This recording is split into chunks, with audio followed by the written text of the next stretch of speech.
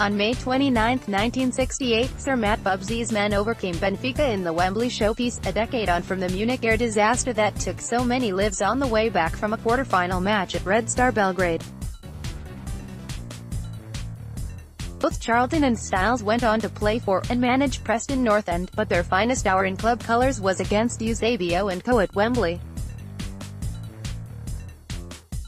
The pair remain the only Englishmen to play in the final of both the European Cup and World Cup and earn a winner's medal.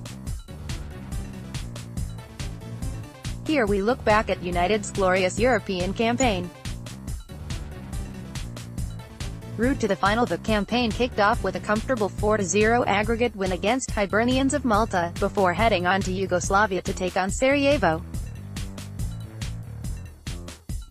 The quality of the opposition was compounded by travel difficulties and the hosts' aggression, with United emerging from the first leg with a goalless draw that they followed up with a 2-1 win at Old Trafford. A nervy 1-0 second leg loss in Poland to Górnik Zabrze was not costly after scrappily winning the first match of their quarter-final 2-0, setting up a clash with Spanish giants Real Madrid. A slender 1-0 win on home turf was quickly wiped out at the Bernabeu as United found themselves 3-1 down. Yet a halftime pep talk from Bubsy saw United rally to seal a 3-3 draw and place at Wembley. Build up. Just a week before the final, Bubsy was sweating on the fitness of Alex Stepney and Bobby Charlton after they headed to Wembley to play for England against Sweden.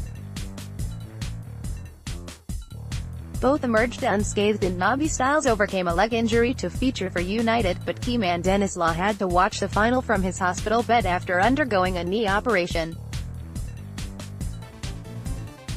Benfica based themselves in Harlow, Essex, ahead of the final, while United stayed at Great Fosters in Egham, Surrey, after getting a chartered train down to the capital.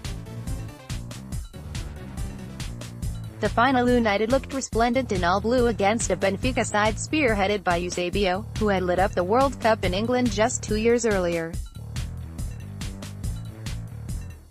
The Portugal striker sent an early shot across the United bows by hitting the bar, but Bubsy's side would go ahead in the 53rd minute as Charlton headed home a David Sadler cross.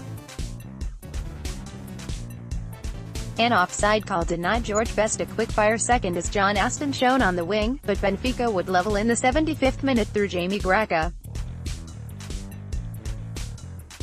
Our turn. Eusebio applauded United goalkeeper Stepney for a fine late save that took the match into extra time, where Bubsy's men would romp to victory.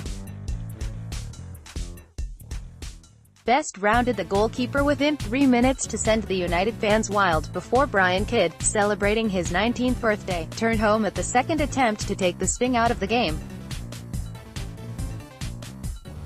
United added gloss in the 99th minute and through Charlton's smart finish. Full-time. After 100,000 people bore witness to a memorable 120 minutes, the 4-1 scoreline saw United crowned European champions for the first time, an achievement as emotional as it was historic just a decade on from the Munich air disaster.